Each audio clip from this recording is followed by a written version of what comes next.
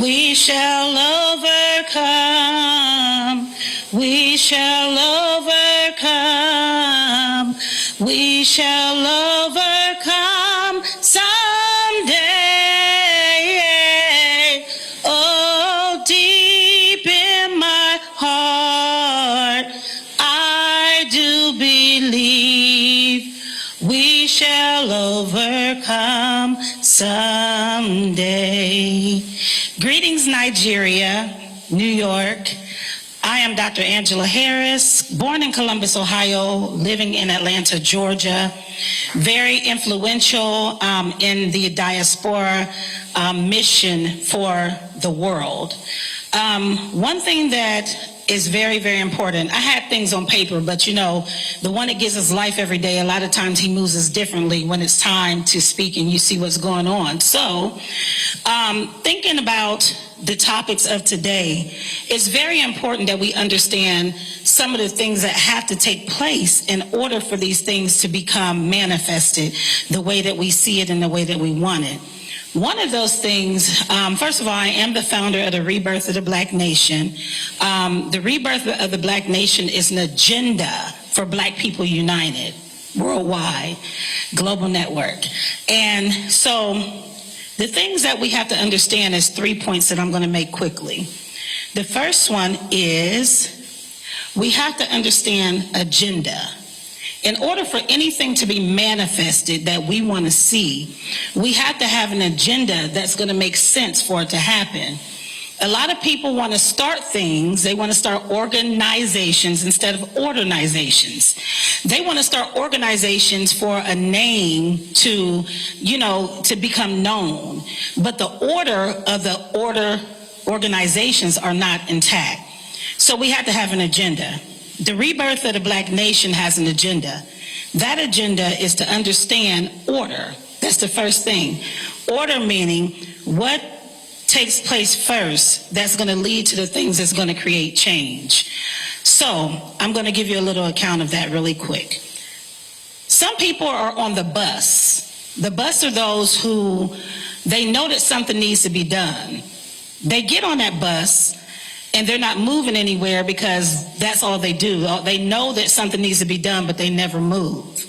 The next portion of it is the train. The train is the moving pieces.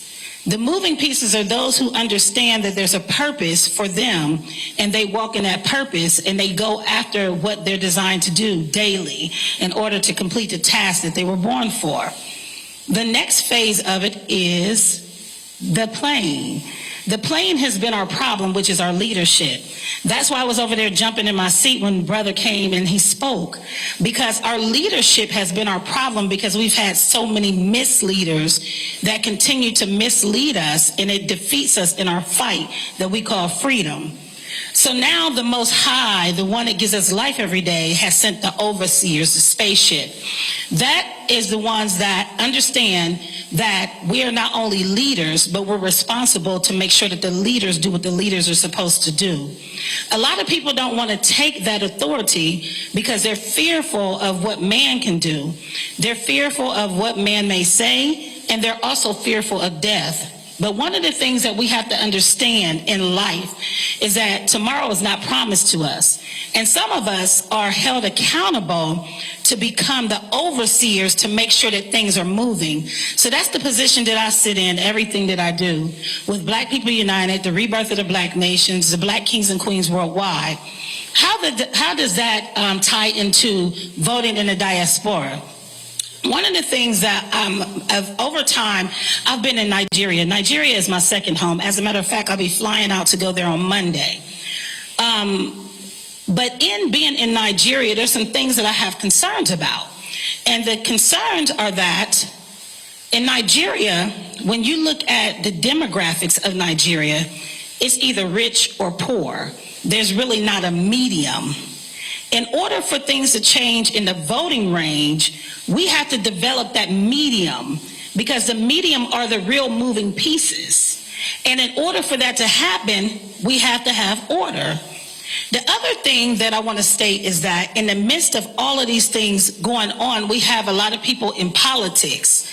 But the thing is that we have to have people that have a heart for the people. So when you are voting, you can't vote because a person has money or a name. You have to vote because a person has a heart for the people, or nothing will ever change. As the first president ever of the SCLC, which is a Southern Christian Leadership Conference, Dr. Martin Luther King's organization here in the United States, one of the things that I realized is that over time, we have had a diminish of unity. When you go backwards and you look at how people used to sit at the table and use one bag of rice to feed whoever could eat, and we would make sure that that next person is fed, then we understand unity from that aspect. Over time, we have become very greedy and selfish. And in order for things to really, really change, the heart of the people has to be the mandate of change. So when it comes to the whole entire diaspora voting thing, in order for things to change, you have to understand also protocol. We have laws in the US, but people don't even know what they are, like cultural rights. Cultural rights covers civil rights, human rights, social rights, all of the rights. But if we don't know that these things exist, then we focus on one and all of the rest of them are abandoned. So the thing is to develop things in Nigeria or adopt things in Nigeria that are in the United States is going to make Nigeria great. Just like the United States has to also adopt things from Nigeria, that's going to make the U.S. great. The thing that I want to mention too is unity. No matter where we go, there's a lady sitting in this room right now that I want to just mention really quickly before I end, Dr. Chioma Leslie. When I first came to the United Nations, it was because of her. So when the people heard my voice and they were so enthused about who I was and all of these things, when they honored me, I could not be honored without also making sure that they honored her. These are the things that we have to do in order for things to change. It can't be about I, it has to be about we. And the unity of our people is the most important thing that we have to focus on. So I greet you all today to make sure that when you are doing things, that you're doing them from the heart. Because remember, tomorrow's not promised to none of us, but the one that gives us life today has given us another opportunity to be everything that he designed us to be. Thank you.